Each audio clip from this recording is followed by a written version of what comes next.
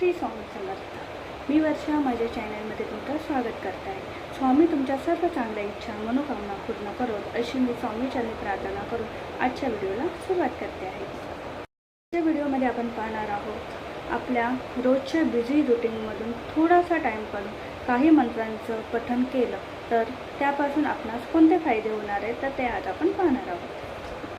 Share करून चेहऱ्यावर कृत्रिम उजळपणा आणण्यापेक्षा गायत्री मंत्राचा दैवी तेज चेहऱ्यावर आणि डोळ्यात आणा। मेकअपची गरजच लागणार नाही।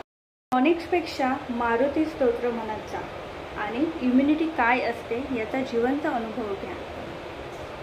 उसने आणलेल्या पैशाने श्रीमंत होता येत नाही। श्री महालक्ष्मी अष्टक म्हणा आणि धनवंत व्हा। पेन किलर्सने तात्पुरता आराम मिळेल पण सर्व रोग शमनार्थ स्तोत्र व्याधीच्या मुळावरच